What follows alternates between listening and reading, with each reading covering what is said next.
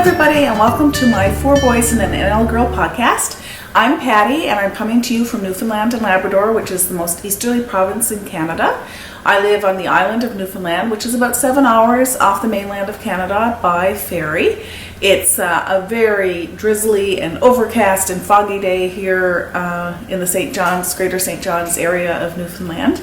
And I was hoping that I would get to tape this podcast on a beautiful sunny day, like we had some gorgeous days last week, but it wasn't to be this week. So here I am on a gray, foggy day with some ambient lighting from the ceiling and a little bit of natural light coming from the windows, but I apologize if the lighting isn't great today. It's just because of the fog. You can barely see across the road. That's how foggy it is. My podcast is all about different crafts that I make, mainly knitting, but also crocheting, cross-stitching, rug hooking, sewing, quilting.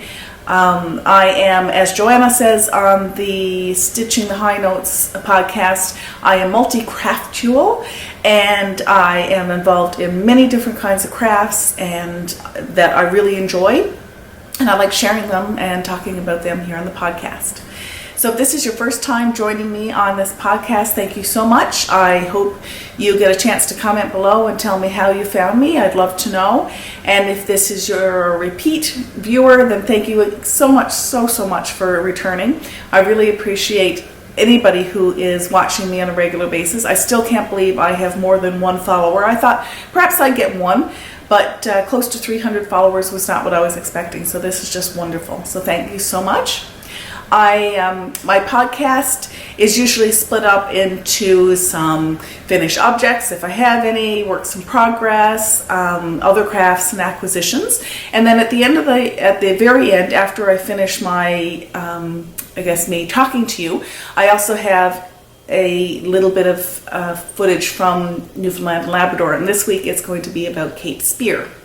And Cape Spear is the most easterly point in Newfoundland and Labrador. It's as close as you can get before you hit Ireland. So I am going to show some beautiful sunny day pictures, and I will tell you, when I took this footage, it was freezing. Absolutely freezing cold. It was bitter. The wind was up, and although it was a beautiful sunny day, I almost froze. So I hope that you enjoy that footage.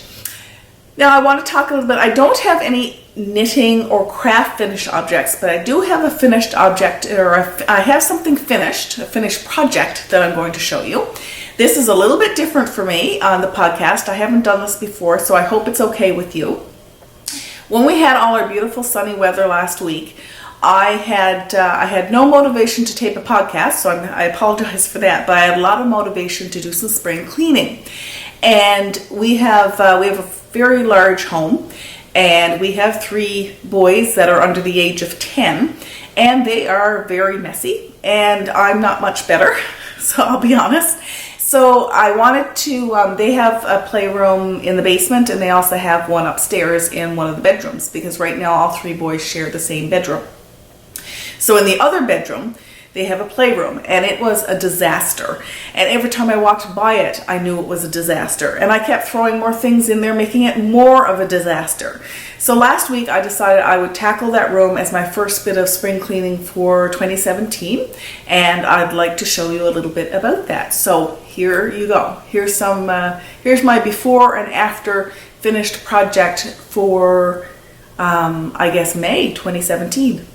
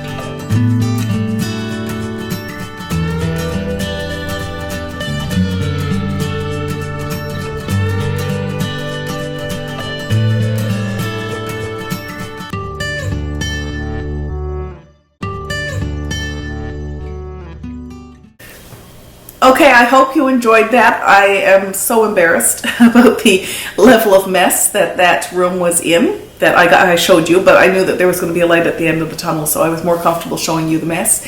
And if you enjoyed that, I may do the same. There are certainly lots of other parts of my house that need a good cleaning, and it kind of gives me motivation if I post it on the podcast, so I may show you another room at some point, before and after again of some point that...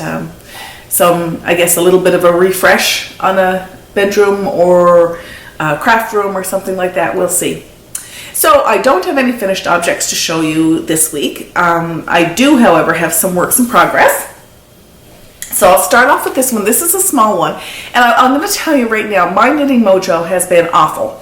I have several projects. I don't even know how many whips I have on the needles. I probably have 25. I'm guessing. I have a lot of unfinished projects. And it seems like at the moment, all the ones I can think of have a problem. So they either need to be taken out because I need to add some rows, or I've dropped a stitch that needs to be fixed, or the rows numbers are just all wrong.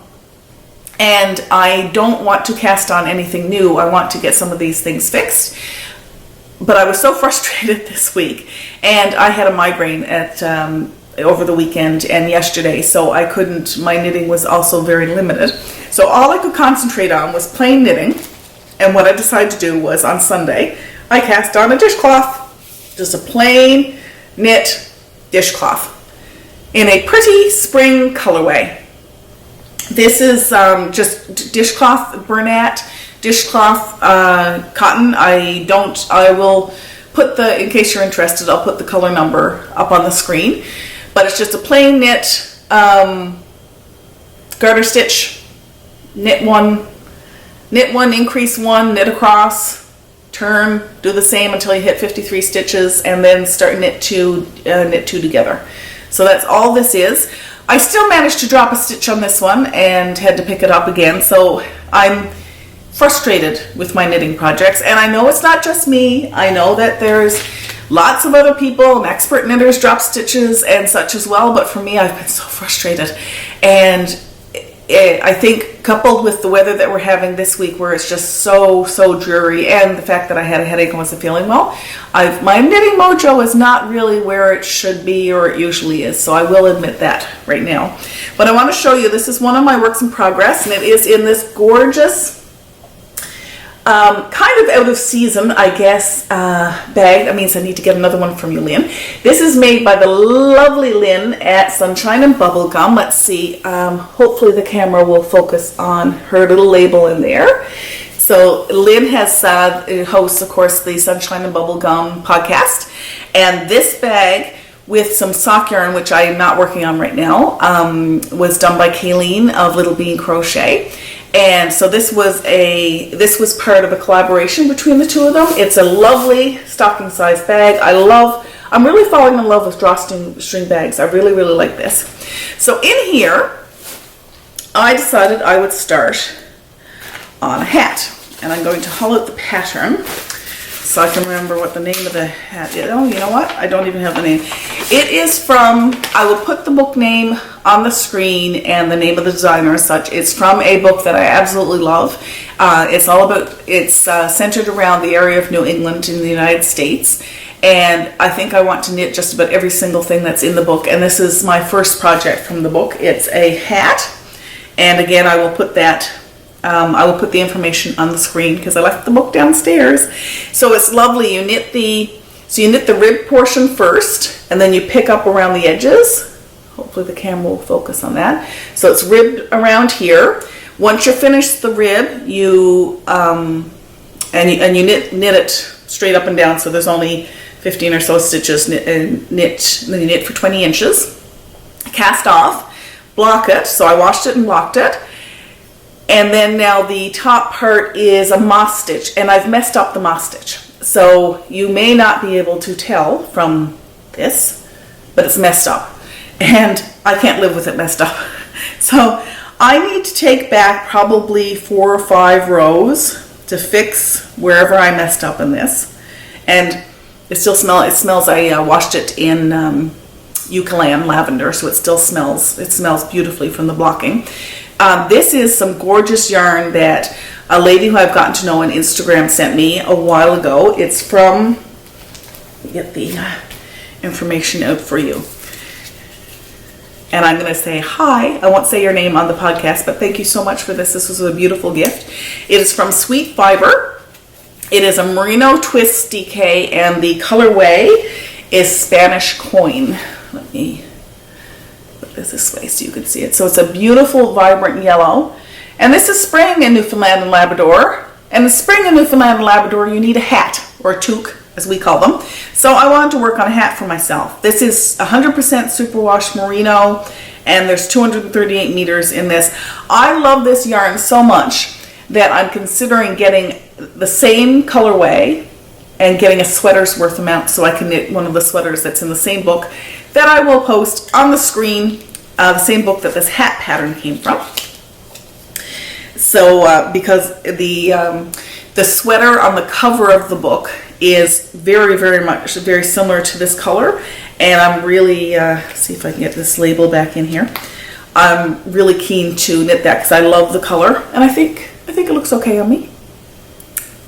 So that's that work in progress. I probably should have mentioned I did some spring cleaning. You may have noticed, you probably noticed already, but I did some spring cleaning on my hair. I got 4 inches cut off my hair, so I hope you like it. I got, the gray has disappeared for a few minutes, and I got some different colors put in, and I'm really happy with it. It's nice and light and easy to take care of, and that's enough about my hair. So the next thing that I have to show you, let's put this away. And this lovely bag, Lynn, I love the bag. I need to order another one. Isn't that cute? It's like the perfect size. It's soft. It's so easy to use. So now I'm using this one. Project is in my Molly Klein Designs teacup bag, my sweater size bag with the beautiful floral fabric inside. Okay, so this is the Madewell cardigan by Joji Locatelli. And I'm not making it very well, unfortunately. It's a beautiful pattern, beautiful sweater. Let's put it up there. Hopefully the camera's focusing on that. This is an easy sweater. I'm not finding it easy, but it's an easy sweater. It's frustrating me. So all I was supposed to do is knit from the top down, which I love.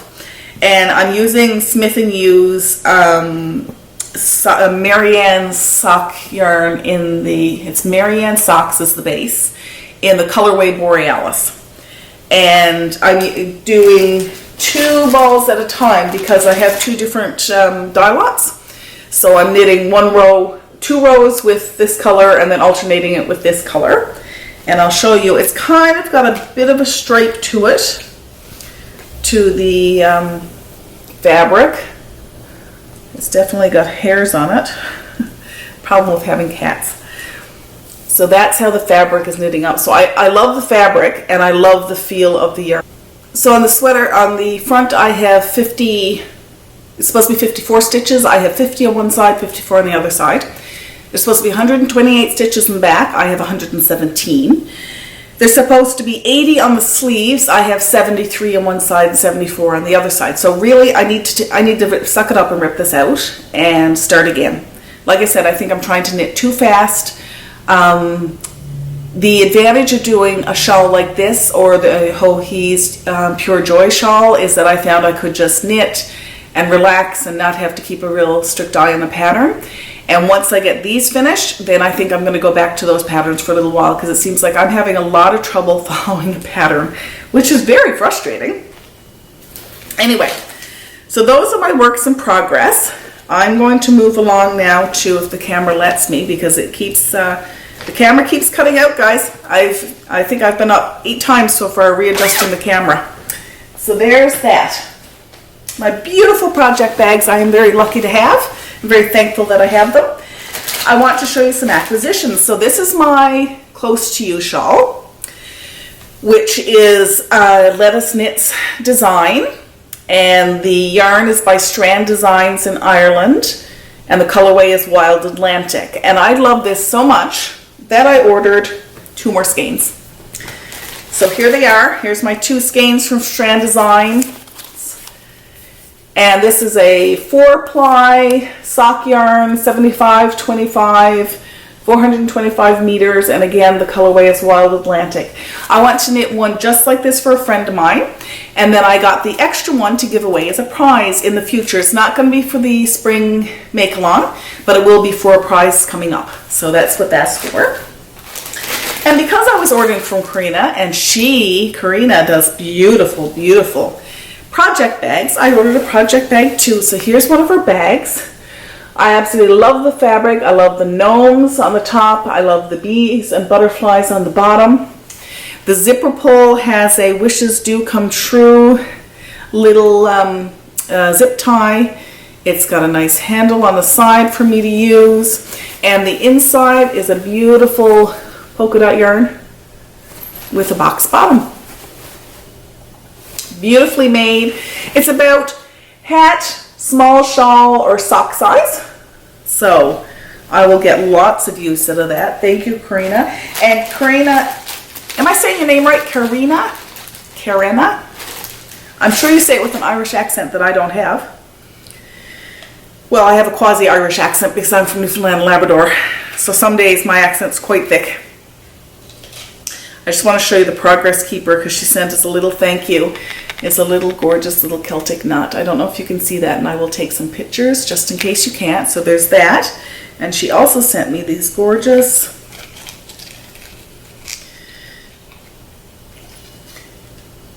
little Irish green and red, oops, little stitch markers. Hopefully the camera focuses, but if it doesn't, that's okay. I will take a picture. I need to fetch.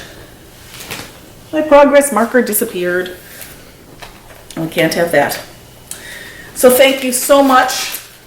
I love it. The last thing I'm going to show you, the last acquisition I'm going to show you, is something in the late 80s, early 1990s, my husband gave me an Afghan. It's not a knit Afghan, it was a store purchase, and it was based on Mary Engelbright's Santa's Believe is the name of the piece. And it's of Santa Claus at a chimney getting ready to go down the chimney with a sack of toys on his back. And at the time you could get this cross-stitch pattern that went with it anywhere. You could, it was in books, it was in kits, so it wasn't a problem to find. But at the time I didn't get it. And now I haul that Afghan out every year, but I don't have the cross-stitch pattern. And I've since looked and I can't find the books and I couldn't find the kits. So every now and then I would go on the internet and look for it and I still couldn't find it. So a few weeks ago I went on eBay. And I found it. I found several copies, several of the kits in their entirety, brand new, and I ordered one. So hopefully the glare is not going to be too bad on this. But, excuse me. This is Mary Engelbright's Believe cross stitch. It's a brand new kit, never been opened. So it's a raw linen, and it's stitched over 2 threads. It's got the needle. It's a typical kit, so it's got all the embroidery floss. The needle is in here, everything that I'm going to need. The finished size is 10 inch by 14, so this is going to be huge for me. And I probably won't be starting it anytime soon, but I am thrilled that I actually have it. That I don't need to now keep searching for it and wondering if I'm ever going to find it. And I really want to have it out, to be able to put it out in my house at Christmas. So that's about all for me today. So I hope that my podcast gave you the opportunity to sit down with a cup of tea or coffee and some knitting, crochet, or embroidery and relax. And I hope you've enjoyed our chat today. I look forward to seeing you again next week. Take care. Bye-bye.